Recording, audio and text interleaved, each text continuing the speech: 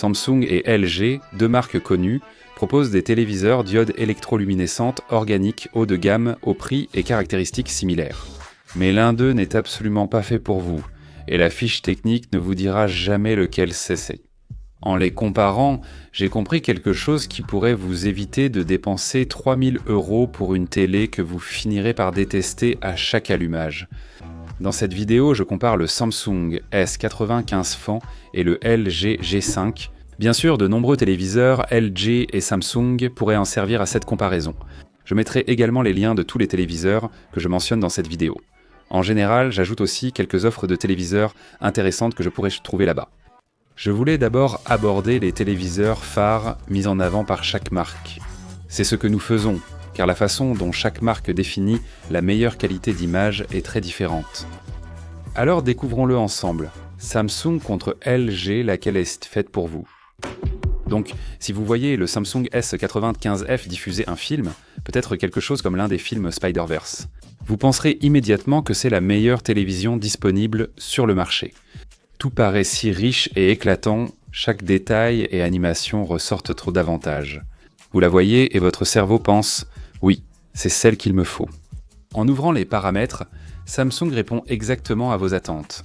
Luminosité élevée, mappage de ton dynamique, netteté et traitement d'image marqué. Leur stratégie est assez simple, la luminosité l'emporte et attirer l'attention est l'objectif, que vous regardiez dans une pièce lumineuse en plein jour ou dans le noir la nuit. La technologie explique pourquoi l'image est ainsi. Le S95F emploie à la technologie Quantum Dot, diode électroluminescente organique combinant diode électroluminescente organique bleue et boîte quantique pour les autres couleurs. Cette configuration procure une luminosité et un volume de couleurs élevé, ainsi qu'une excellente efficacité. Cette philosophie imprègne toute leur gamme. Le S90F adopte une approche similaire de luminosité et vivacité, avec un traitement moins agressif et juste un écran différent.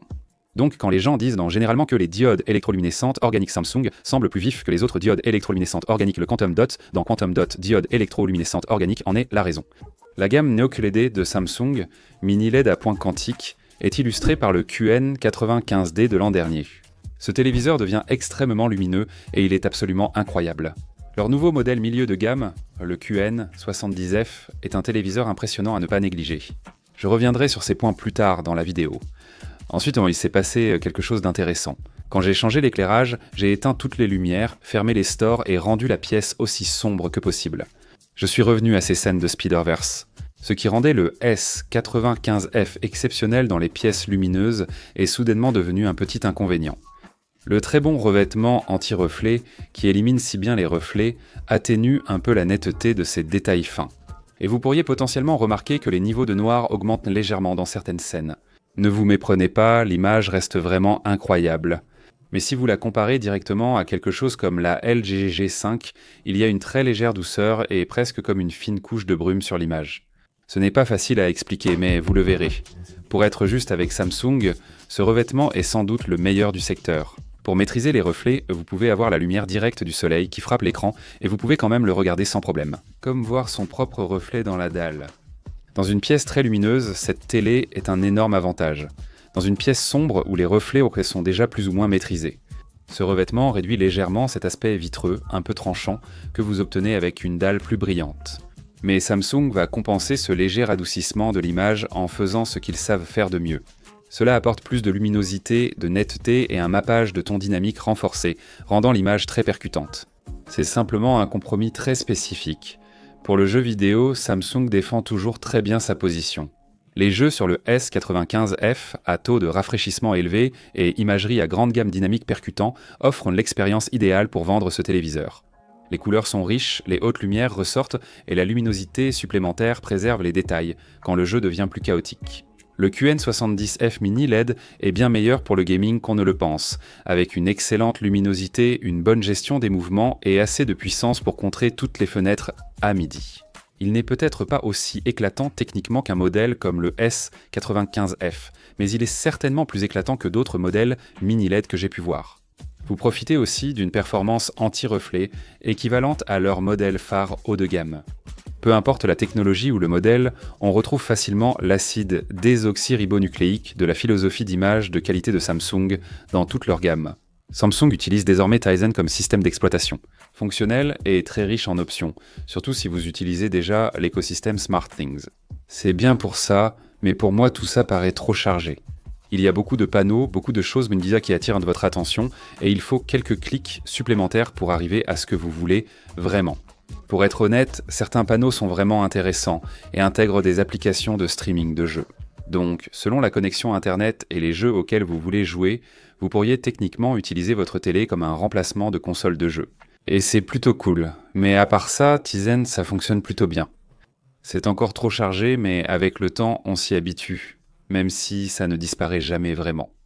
Très bien, alors maintenant, passons à LG. Passer du S95F au LG G5, c'était comme passer d'une télé qui veut m'impressionner à une qui veut juste être correcte. Les scènes restaient en très lumineuses et colorées, mais tout semblait un peu plus maîtrisé et naturel. Quand on regarde quelque chose comme Dune, le sable ressemble vraiment à du sable, pas à une expérience de correction des couleurs. Ce film mise sur des blancs éclatants et de forts contrastes. Sur le LG G5, tout semblait incroyablement net, précis, sans être trop saturé, plus fidèle à la façon dont je me souviens que le film rendait réellement au cinéma. Maintenant, alors que Samsung a tendance à paraître plus lumineux pour les scènes standard Dynamic Range Global, donc en gros pour la télévision générale et les émissions que vous regardez, la luminosité de LG se distingue dans les scènes imagerie à grande gamme dynamique et reste plus constante. La LG était nettement plus agréable à regarder longtemps, surtout dans l'obscurité. Le nouveau panneau diode électroluminescente organique tandem rouge-vert-bleu principal de LG, je déteste dire tout ça d'un coup. Leur panneau à 4 couches intègre une couche verte, une rouge et 2 bleues, diode électroluminescente organique. Le but est simple, obtenir une luminosité plus élevée tout en gardant une bonne précision des couleurs et les noirs parfaits attendus de la diode électroluminescente organique. LG a abandonné la technologie Metallic Lens Array qui distinguait la série G précédente, et cela semble être un bon choix. Le G5 est clairement plus lumineux que le G4, sans perdre ce style d'image de référence pour lequel il est très connu. Le C5 est un diode électroluminescente organique milieu de gamme, utilisant l'ancienne technologie, BW diode électroluminescente organique. Ensuite, il y a QNET ou Quantum Nano Emitting Diode, selon LG pour leur gamme mini LED.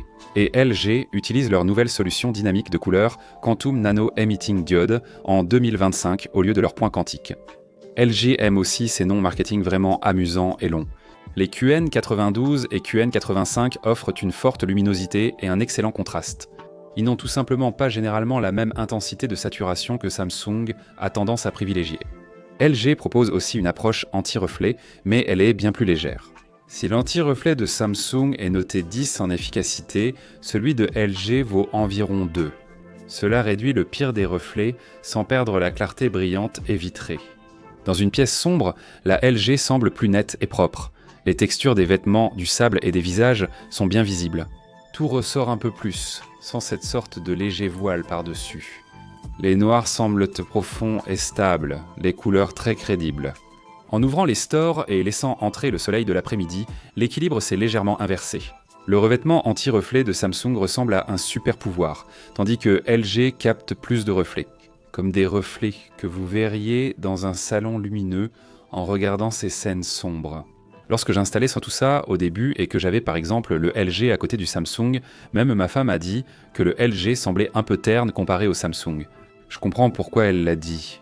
Il était moins agressif dès le début et ne cherche pas à impressionner. C'était comme dans une salle d'expo. Mais après avoir lancé un film sombre, elle a trouvé l'image du LG simplement un peu meilleure.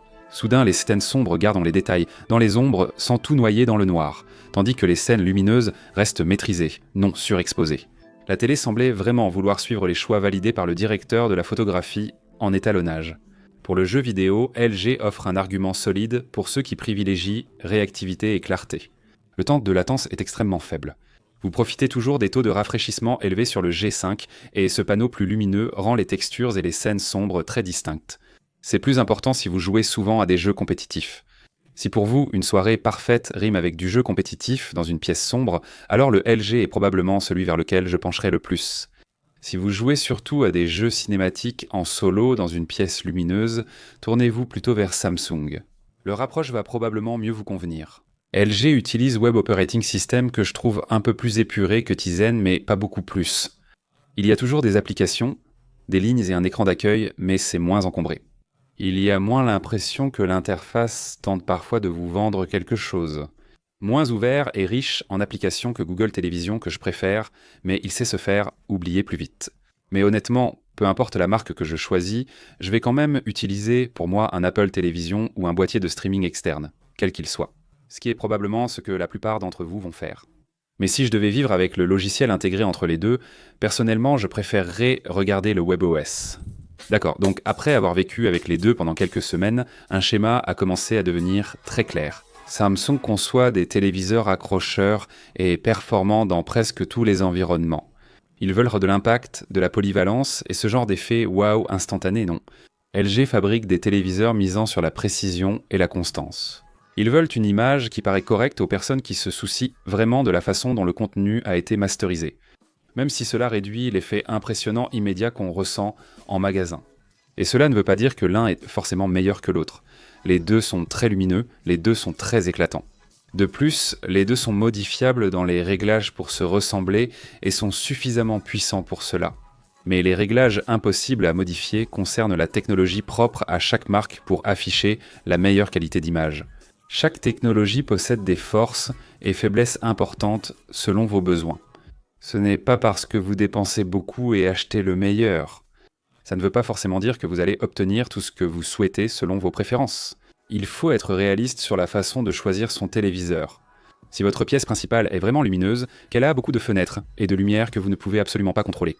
Un Samsung S95F pour le haut de gamme, ou un néoclédé plus lumineux comme le QN70F pour un prix plus abordable.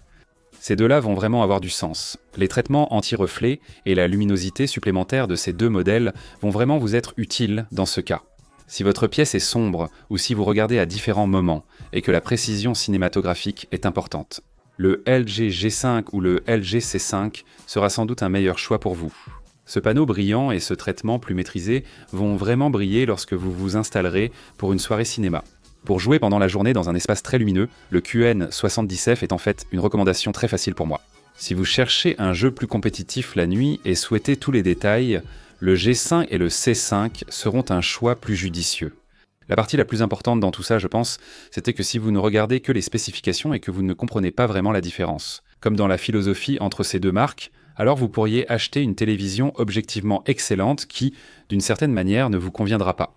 Une fois que vous savez quelle approche correspond à votre façon de regarder la télévision, la décision devient facile. On ne choisit pas la meilleure marque de façon abstraite, mais celle adaptée à sa pièce, à sa vue et à ses habitudes. Faites-le. Quelle que soit votre sélection, elle vous paraîtra toujours la bonne une fois allumée. J'espère que cela vous a aidé. Merci d'avoir regardé, à la prochaine,